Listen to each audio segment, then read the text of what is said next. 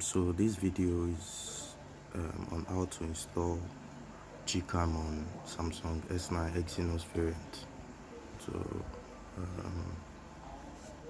first of all, you need to go to the link below to download the APK file. It's in a zip format, so you have to extract them. There will be two files in it.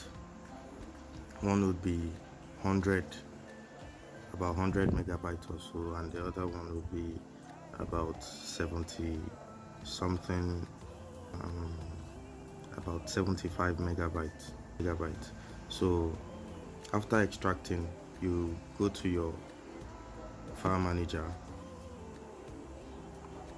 and install the one with the 100 megabyte.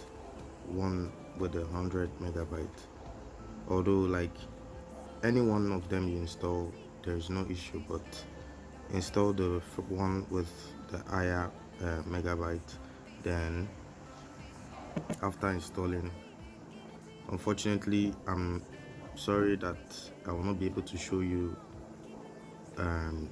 how it works, but both the front camera and the back camera works without any issues.